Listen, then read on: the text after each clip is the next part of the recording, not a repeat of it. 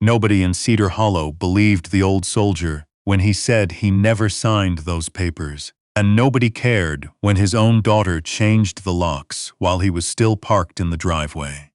But 2 years later, when his German shepherd tore open the wall of a forgotten shed on his late mother's property, what fell out would prove that the man who lost everything had been telling the truth all along. Before we begin, tell me in the comments, where are you watching from today? The morning fog sat heavy over the hills of Cedar Hollow, Tennessee. It moved between the old oak trees and clung to the rooftops of the small brick houses that lined Ridgeway Road. Most mornings here were quiet, but this morning, for Henry Pollard, the quiet felt permanent. He stood on the sidewalk outside the house he had lived in for 31 years. The front door was shut. The curtains were drawn. A new deadbolt had been installed sometime during the night. His key no longer fit. Henry was 67 years old. His hair had gone white at the temples. His shoulders, once broad enough to carry a rucksack through the hills of Afghanistan, had rounded slightly with the years. Deep creases lined his forehead, the kind that come not from smiling, but from remembering things a man wishes he could forget. Beside him stood Duke. The German shepherd sat perfectly still on the sidewalk, ears forward, watching the closed door with the same steady attention he gave to everything. Duke was 9 years old. His muzzle had started to gray, but his eyes were sharp and clear, and his body remained strong. The front door opened. Karen Pollard stepped outside, Henry's only daughter. She was 41 now, though Henry still saw the little girl who used to ride on his shoulders at the county fair. That girl was gone. The woman standing in her place looked at him the way a stranger looks at a bill collector. "Dad," she said, "you need to leave." Henry's voice came out low and even. "This is my house, Karen." "Not anymore." She held up a folded document. "You signed the deed transfer last year. It's done." Henry shook his head slowly. "I never signed anything." Karen's husband appeared behind her in the doorway. Craig Weber, tall, clean-shaven, always wearing a polo shirt like he was about to walk into a bank meeting. He placed one hand on Karen's shoulder. "Henry," Craig said, his voice careful and measured, "we've been through this. The paperwork is filed. The county recorded it. There's nothing to argue about." Henry looked at the document in Karen's hand. He had seen it once before, 6 months ago, when he first realized something was wrong. His name appeared at the bottom, his signature. But Henry knew his own handwriting the way a carpenter knows the grain of wood. Something about those letters was off. The slant was too sharp. The pressure was too even. "That's not my signature," he said. Karen exhaled and looked away. "Dad, please, don't do this." Duke shifted slightly beside Henry's leg. The dog's ears flattened for a moment, sensing the tension, then rose again. Henry studied his daughter's face. There had been a time when she visited him every Sunday, brought him casseroles after his wife Eleanor passed, called him on holidays. But that was before Craig, before the conversations about the house's value, before the quiet mentions of property taxes, and how much the land was worth now that Cedar Hollow was growing. Henry reached down and rested his hand on Duke's back. The dog's warmth steadied him. "Where am I supposed to go?" he asked. Karen didn't answer. Craig did. "There's a veteran shelter in Murfreesboro. It's about 40 minutes. They have beds." Henry looked at Craig for a long time. The younger man didn't flinch, but he also didn't hold the gaze. Henry picked up the canvas duffel bag sitting on the sidewalk beside him. It contained a change of clothes, a flashlight, a canteen, a photograph of Eleanor, and Duke's leash. Everything else was inside that house. He turned and walked down Ridgeway Road without another word. Duke followed. Behind them, the front door closed. The truck was parked 2 blocks away. A 2004 Ford Ranger with rust spreading along the wheel wells and a cracked windshield. Henry had bought it used 15 years ago. The engine still turned over, though it complained each time. He opened the passenger door for Duke. The dog jumped in and sat upright, watching through the windshield as if ready for a mission. Henry climbed behind the wheel.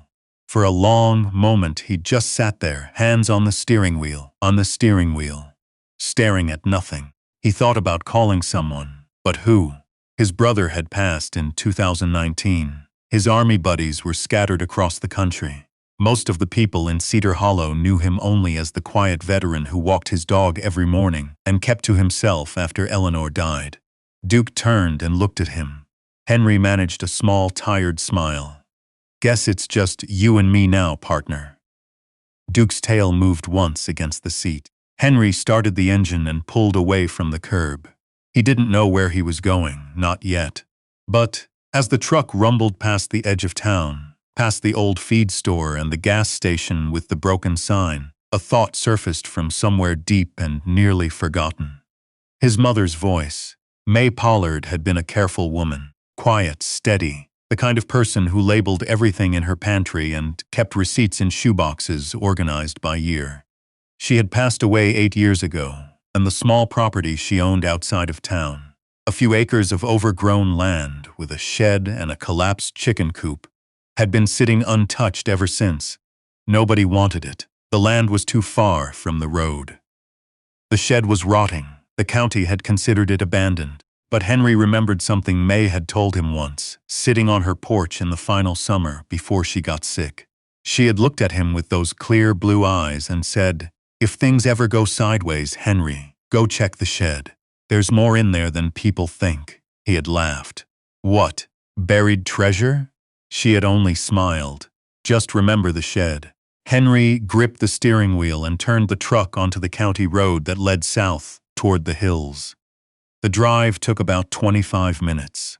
The road narrowed as it climbed into the wooded hills above Cedar Hollow. Gravel replaced asphalt. The truck bounced over ruts and loose stone.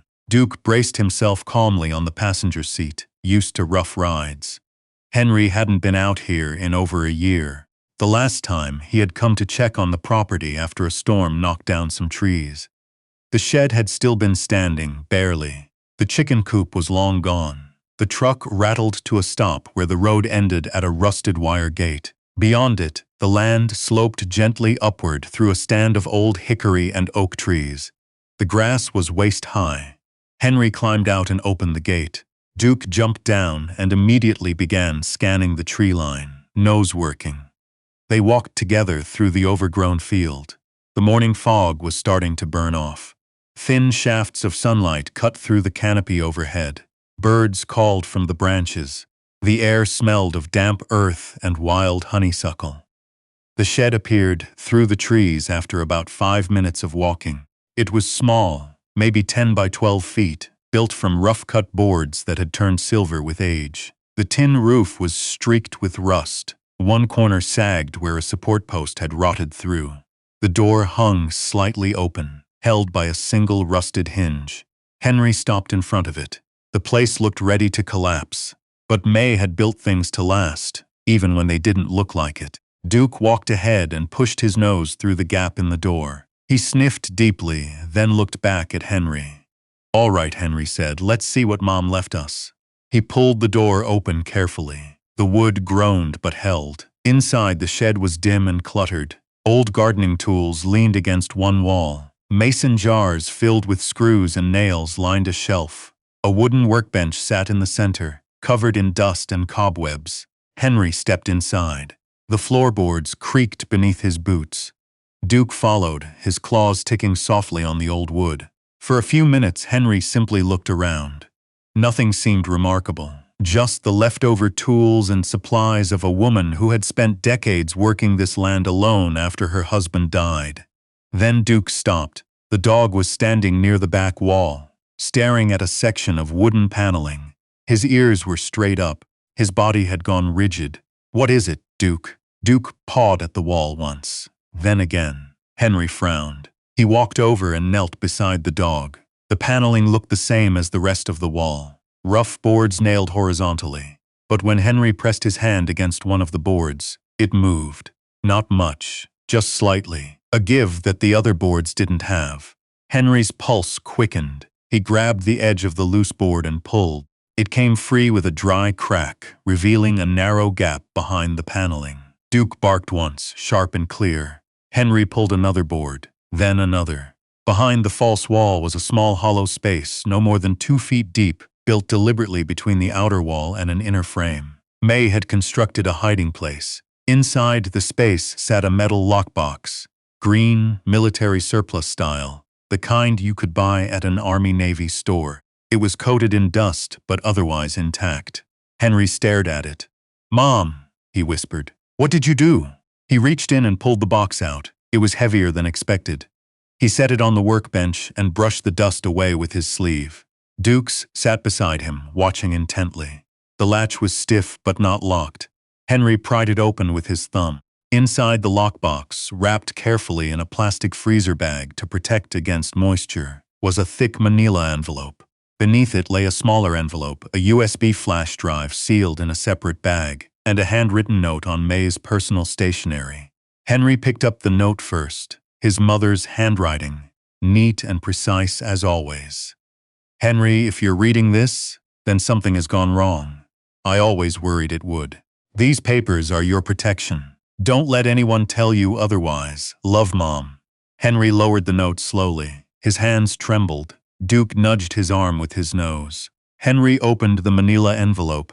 Inside were photocopies of legal documents, property records, the original deed to the house on Ridgeway Road, with Henry's name clearly listed as sole owner, and beside it, a notarized letter from May's attorney, a man named Philip Kirsch who had retired years ago, confirming that no transfer of ownership had been authorized or filed as of the date the letter was written.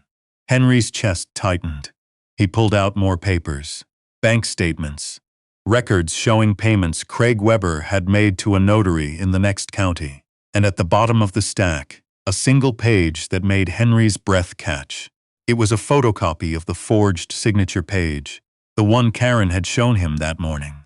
But beside it, May had placed a second copy, the original document from before it was altered, with Henry's actual signature on a completely different form.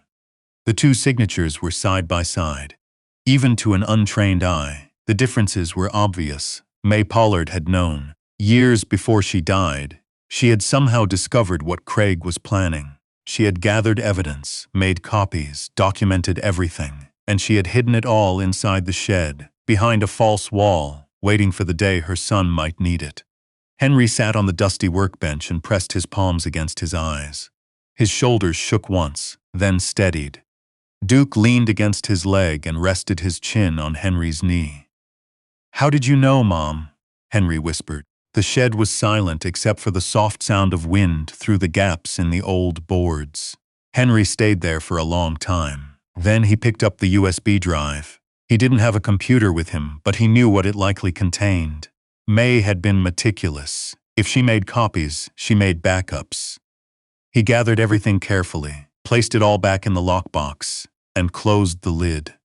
Duke looked up at him. Henry rested his hand on the dog's broad head. "You found it, didn't you? You knew something was back there." Duke's tail swept the dusty floor. Henry stood. His legs ached. His back was stiff from sleeping in the truck the past few nights. But something inside him felt different now. Not healed, not yet, but awake. The heavy fog that had settled over him since Karen changed the locks had begun to lift. He carried the lockbox out of the shed and into the morning light. The sun was fully up now. The hills around May's property glowed green and gold. Henry looked toward the road. Cedar Hollow was down there, going about its day. People buying groceries, dropping kids at school, walking into the same church where Henry and Eleanor had been married 40 years ago. None of them knew what had been hidden in this shed for the better part of a decade, but they were about to find out. Henry drove back into town with the lockbox on the passenger seat, and Duke sitting upright beside it like a guard. He went straight to the Cedar Hollow Sheriff's office. Sheriff Mitch Farley had been a year behind Henry in high school. A big man with a slow voice and careful eyes. He listened as Henry laid the documents across his desk, one by one. Farley studied the signatures in silence for a long time. "You're saying your son-in-law forged this," he said finally. Henry nodded. "My mother figured it out before she passed. She hid the proof." Farley picked up the notarized letter from Philip Kirsch. The retired attorney's statement was clear and specific. No ownership transfer had been authorized. The deed filing with the county was fraudulent. Farley leaned back in his chair. "Henry, This is serious. I know. Farley looked at Duke, who sat patiently beside Henry's chair. That dog go everywhere with you? He does. Good dog to have. Henry almost smiled. He found the box. Farley raised an eyebrow. The dog found it, smelled something behind a wall in the shed, started pawing at it. I pulled the boards away, and there it was. Farley shook his head slowly. He picked up his phone. Within 2 days, an investigation was opened. The USB drive contained scanned copies of every document in the envelope, plus something else, a recorded phone call. May had apparently used one of those small voice recorders and transferred the file. On the recording, Craig Weber's voice was unmistakable. He was speaking with someone about filing the deed transfer and mentioned that Henry would never notice because he barely looked at his own mail anymore. The recording was 3 years old. May had been gathering evidence for years before her death. Quietly, carefully. She never confronted anyone. She simply prepared for the possibility that her son would one day need the truth. The county prosecutor moved quickly. Craig Weber was charged with forgery, fraud, and elder exploitation. Karen was not charged, but she was named as a knowing participant in the civil complaint that followed. The court date came on a Tuesday morning in early October. Cedar Hollow's small courthouse sat at the end of Main Street, a red brick building with white columns and an American flag that snapped in the autumn wind. Henry arrived early. He wore a clean flannel shirt and his old field jacket. Duke walked beside him on a leather leash. People watched from the sidewalk. Some of them had heard the story. A few had followed it on social media after a local reporter wrote a piece about the forged deed. The headline had read, "Veteran's mother hid proof of fraud before she died. His dog found it 8 years later." Inside the courtroom, Craig Weber sat at the defense table. He looked smaller than Henry remembered. The polo shirts had been replaced by a gray suit that didn't quite fit. His attorney spoke in careful, measured sentences, arguing that the deed transfer had been a misunderstanding, a family disagreement blown out of proportion. But then the prosecutor played the recording. Craig's voice filled the courtroom, casual, confident, dismissive. "The old man barely opens his mail. He won't figure it out for years." The courtroom went silent. Karen sat in the gallery. She did not look at Henry. Henry did not look at her either. He kept his hand on Duke's back. The dog sat beside him on the wooden bench, still as stone, watching the proceedings with alert, dark eyes. The judge ruled clearly. The deed transfer was fraudulent. Ownership of the house on Ridgeway Road was restored to Henry Pollard. Craig Weber was ordered to pay restitution and faced additional criminal proceedings. When the ruling was read, a murmur moved through the courtroom. Henry said nothing. He simply closed his eyes for a moment. Duke leaned into him. Outside the courthouse, the October air was cool and smelled of fallen leaves. Henry stood on the steps with Duke beside him. People passed by. A few nodded. One older man, a veteran Henry recognized from the VFW hall, stopped and shook his hand firmly without saying a word. The local reporter approached with a notebook. "Mr. Pollard, how does it feel to have the truth come out after all this time?" Henry looked down at Duke. The dog's ears lifted. "It feels like my mother was still looking out for me," Henry said quietly, "and my dog helped her finish the job."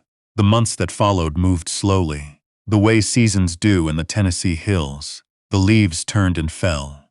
The first frost came in late November.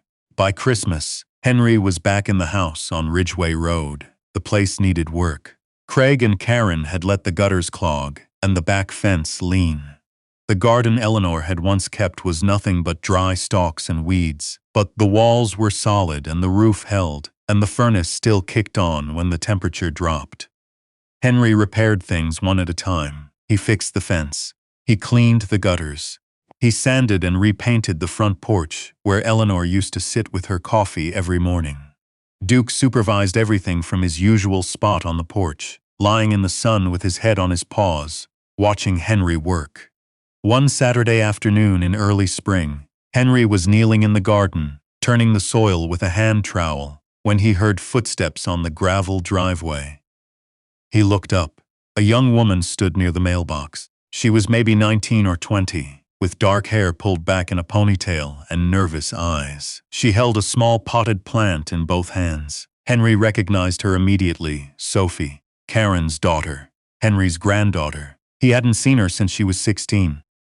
"Grandpa?" she said. Henry set the trowel down slowly. His throat tightened. Duke stood and walked toward her. The dog stopped a few feet away and sat, tail brushing the ground, studying her with gentle curiosity. Sophie knelt and held out one hand. Duke sniffed it carefully, then leaned forward and pressed his head against her palm. Sophie smiled. Her eyes were wet. She looked back at Henry. "I brought you a plant."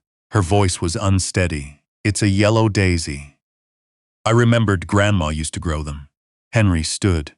For a moment he couldn't speak. The distance between the mailbox and the porch felt like 31 years compressed into 12 feet of gravel. He walked toward her. Sophie set the plant on the ground and met him halfway. The hug lasted a long time. Duke sat beside them, his tail moving slowly, watching with quiet satisfaction, the way a good dog does when the people he loves are finally together again. That evening, Henry and Sophie sat on the front porch, while the sun went down over Cedar Hollow. Duke lay between them, his chin resting on his paws. She looked out at the hills. "Grandpa," she said, "is it true Duke found the papers Mom's husband hid the proof about?" Henry leaned back in the rocking chair. "He found the whole box, behind a wall in your great-grandmother's shed, started scratching at it like he knew exactly what was there." Sophie looked down at the dog. "He's a hero." Henry smiled. "He's a stubborn old detective, is what he is." Duke's ear twitched. Sophie was quiet for a moment. Then she asked, "Why do you think great-grandma hid everything instead of just telling someone?" Henry thought about that. The evening light moved slowly across the valley. Crickets had started singing in the tall grass beyond the fence. "Because she knew the truth might need to wait," he said finally. "She knew I might not be ready to hear it yet, or that no one would believe me without proof. So she put it somewhere safe and trusted that when the time came, it would be found." Sophie nodded slowly and Duke found it. Henry rested his hand on the dog's warm back. Duke's tail moved once. "Sometimes the truth doesn't need a person to find it," Henry said quietly. "Sometimes it just needs someone loyal enough to keep digging." The sun dipped below the ridge. Golden light spread across the rooftops of Cedar Hollow. The wind chime Eleanor had hung years ago rang softly beside the door. And on the front porch of the house he had almost lost forever, Henry Pollard sat with his granddaughter, his dog, and the kind of peace that only comes after a long fight is finally over. If this story touched your heart, I'd love to hear from you. Sometimes the smallest comment can mean the most. If you're still here with Henry and Duke at the end of this journey, just type 1 in the comments. And if you believe a loyal dog can change a life, type 0. I read every single comment, and seeing those numbers reminds me that these stories reach people who understand what loyalty really means. Tell me where you're watching from today. Cedar Hollow might be a small town in this story, but our community stretches all across the world. And if you love stories about courage, loyalty, and the quiet heroes who never give up, make sure you subscribe to the channel. Because the next story is already waiting. Another veteran, another loyal dog, another truth that hasn't been found yet. I'll see you there.